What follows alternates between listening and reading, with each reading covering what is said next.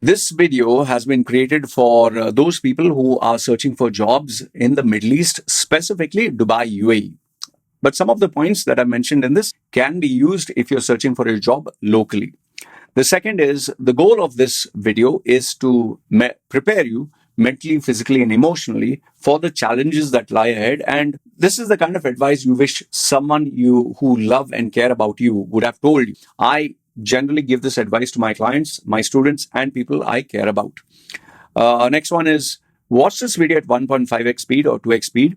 And if you feel I've not answered any question or you have any question, comment down below. I will, if I feel that is worth another video, maybe I'll make it or I will respond to you accordingly.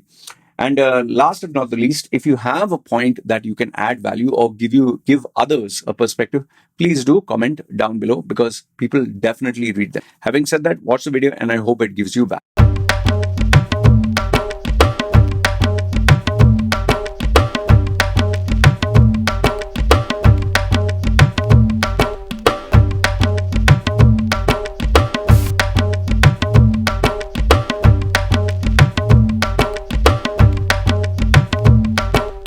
So here are 15 job search tips, which I believe you really should keep in mind so that you avoid disappointment, heartache, and mental breakdown. Because remember, getting a job is not at all easy, especially in the Middle East and especially in competitive markets where they offer you tax-free or attractive salaries. So in no particular order, let's start with number one. The first one is getting a job is a job in itself. Listen carefully. Getting a job is a job in itself. It is exactly what you need to put if you were employed somewhere. You have to get up on time early in the morning.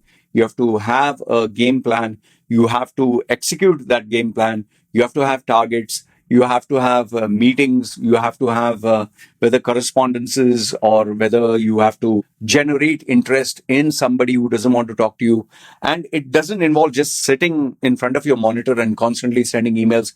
You have to get out of your comfort zone and sometimes go unsolicited, take a risk, try to figure out a way how you can wriggle through the gaps or the loopholes in the system just to get what you want, because getting a job is not easy. Remember, it's a very competitive affair. And just as you want the job of your dreams, there are maybe around 10 to 100 people who are competing for the very same job.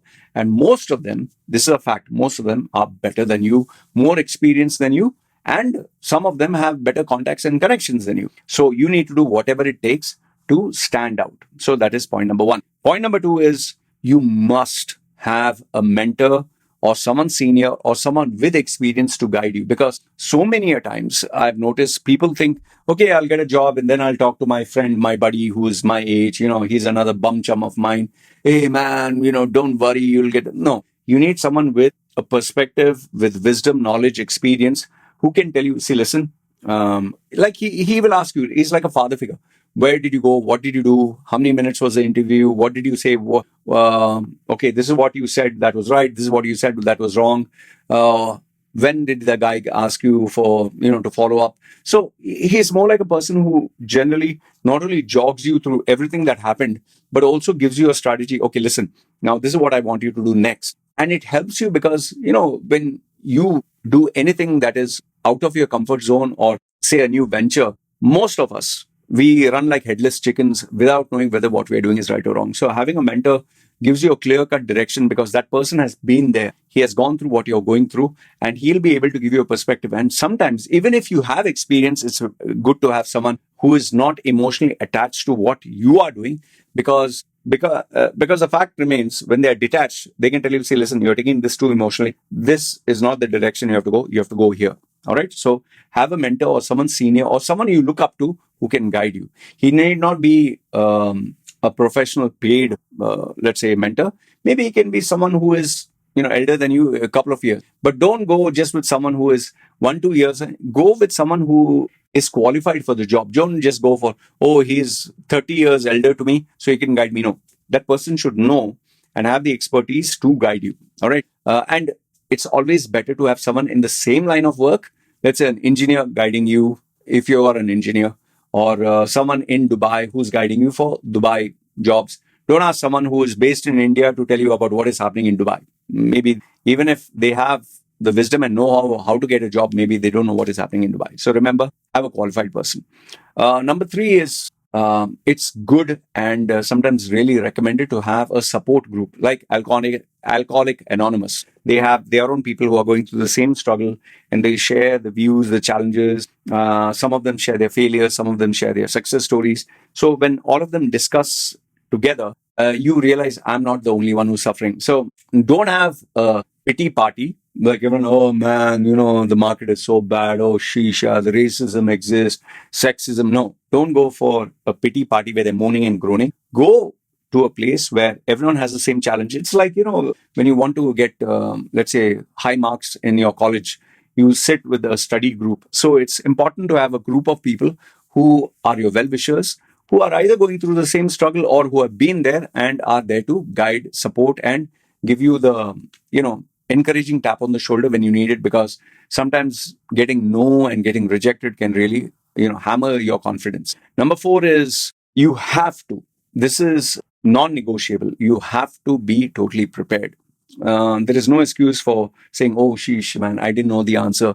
Oh, I was nervous. Oh, I didn't know what to say. Being underprepared is absolutely unacceptable. Because remember, as it is, getting an opportunity is hard enough. And then you stating that, oh, I wasn't ready enough, or, this was not my best. Yeah, there are times where you can have a bad day, but, who are you giving the excuses to? Like they say, success, the generic cliche quote, success has no alibis, or success has no excuses. So you should know what you're going to say, how you're going to say it, when you're going to say it. You should even practice how you're going to sit, stand, shake hand, how you're going to move around, what you're going to ask the person. Everything should be taken care of. And giving excuses is unacceptable, because remember, you're the only one who will pay the price for it.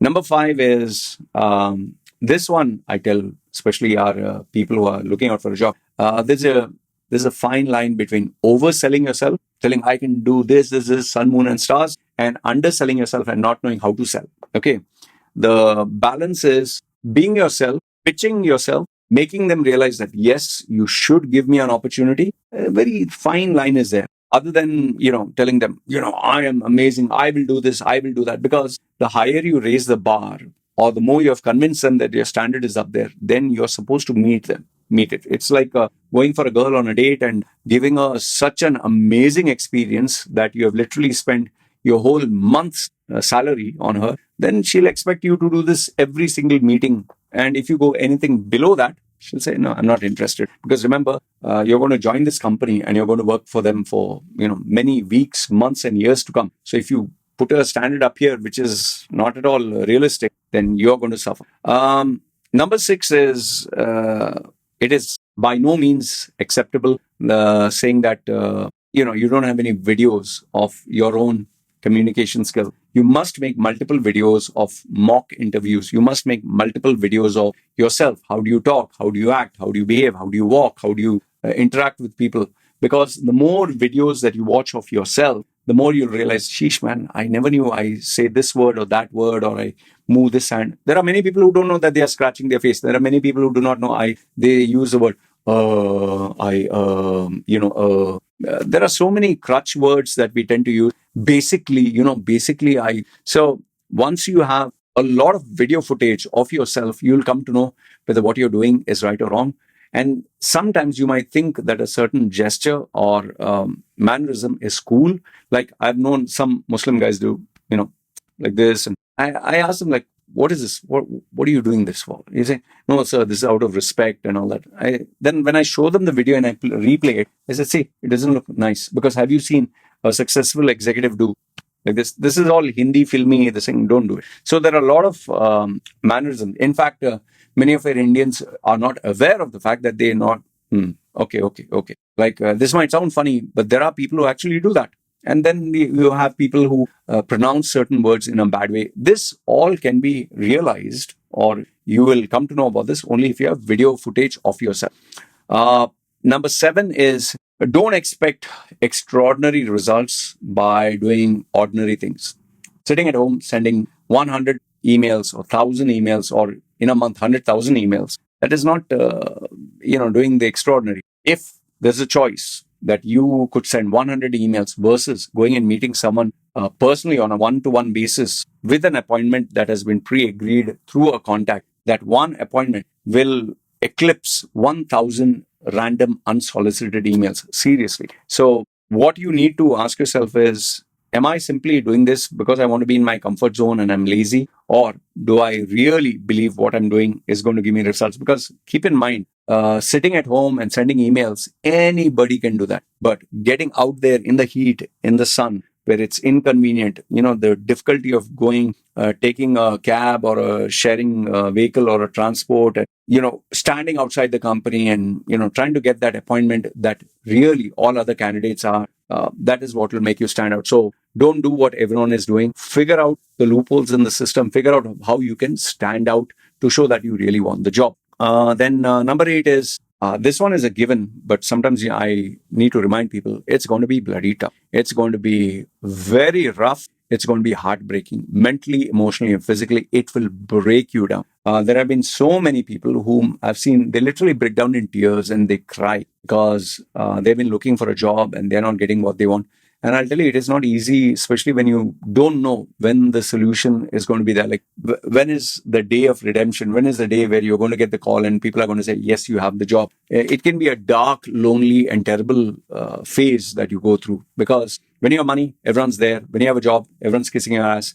But when you don't have money, you don't have a job, you don't have anything, nobody's going to pick up your phone call. So sometimes it's even heartbreaking to know that even the friends who you thought want to hang out with you, even the girls, even the people who you thought loved your company, now they're keeping away from you because they think you're needy. So it's going to be very, very tough. And I'll tell you this, I've seen very tough people break down. I myself have gone through it, so I know what it is. So you need to really have that resolve, okay? A resolve to succeed. Number 9 is, don't just focus only on just getting a job or just getting that salary or just getting that, if I get that position or if I get the company. You need to study the variables and you need to evaluate every company. Some companies, the salary is not important. Just joining the company can change your life. Some companies, you must focus on the salary because maybe they're playing around. Maybe they're taking advantage of you. Maybe they exploit people by promising them the sun, moon, and stars. I'll give you an example. ARY Digital, when I was those days where I wanted to be a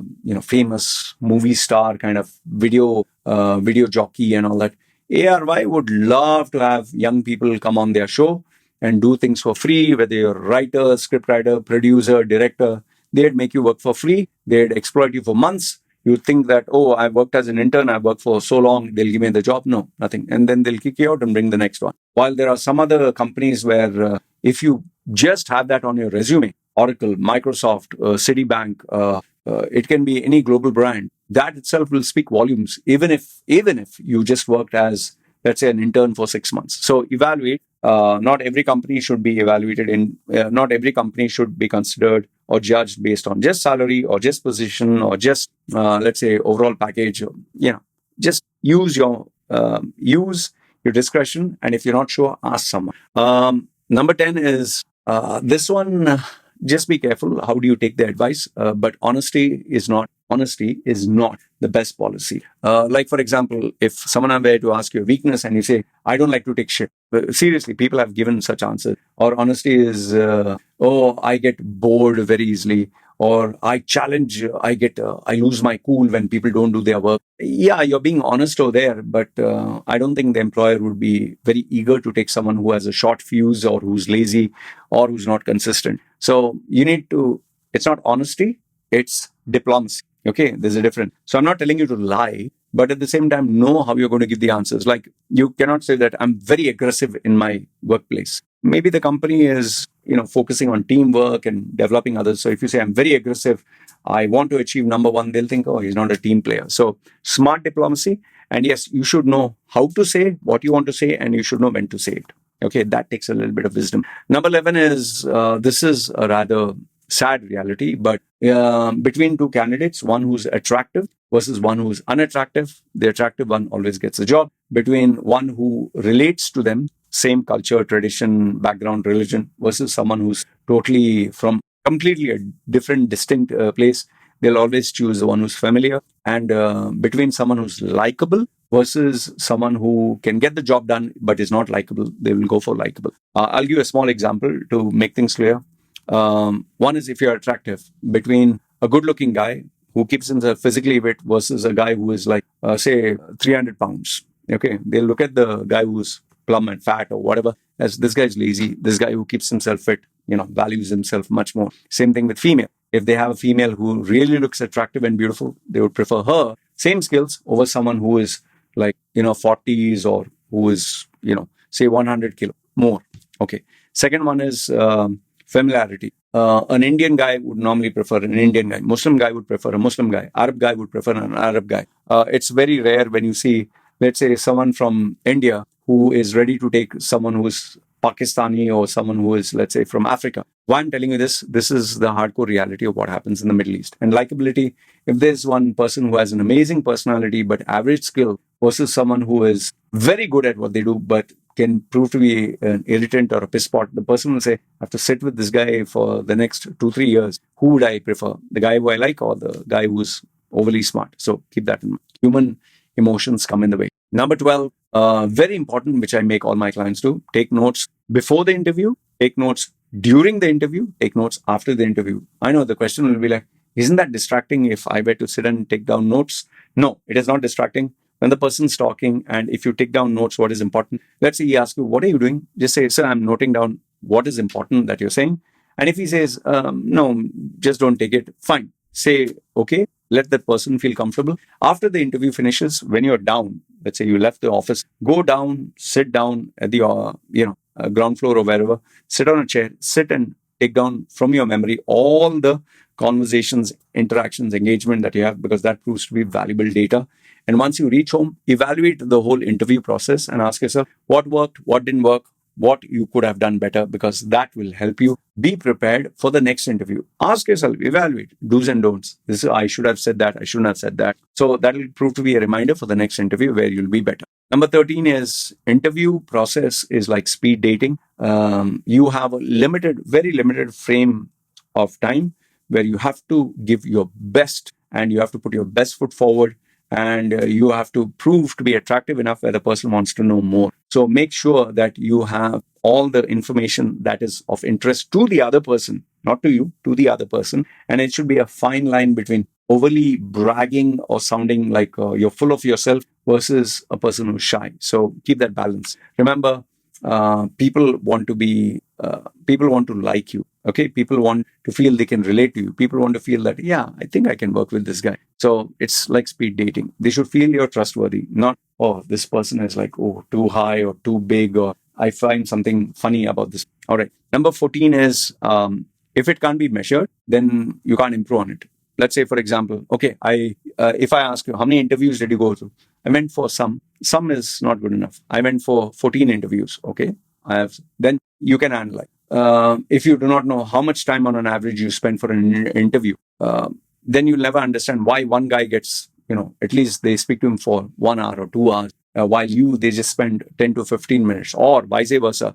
Let's say everyone, they spend half an hour to 15 minutes, but they're spending 1 hour. So is it because they spend more time that they find it more interesting, or in fact, ask yourself, okay, the guy spent 2 hours with me, but then why didn't he give me the job? So you should have measurable metrics in order to know what you should do more, less, and how you can succeed. If it's not measurable, you can't work on it. It's like, I lost some weight. What was your weight yesterday? What was your weight today? What was your weight before 1 week? It should be measurable. Only then you know the plan of action. And last but not the least, number 15 is, if something is not working once, twice, thrice, say 5 times, maybe 10 times, boss, it's a red flag. It's time to change it. Because if you are constantly not getting the results that you want, and you're still doing the same thing, it's like, that quote, insanity is doing the same thing over and over again and expecting different results. If, let's say, a chef, he cooks and everyone complains, it's salty, there's feedback, there's too much salt. Or if he has prepared a special dish and nobody likes it, nobody orders, there's feedback. That means, boss, it's not working out. Nobody likes it. Okay. And then you need to find out the reason. So if you're not getting a job, even after going to multiple interviews and having multiple sessions, there's something you need to change about yourself. It's not the whole world is bad and the whole world is wrong and only you're right. So I hope these tips helped you. Let me know if I have not covered on anything. And if you have anything worthwhile to add, feel free. I look forward to reading what you have to say. You guys take care. This is me signing.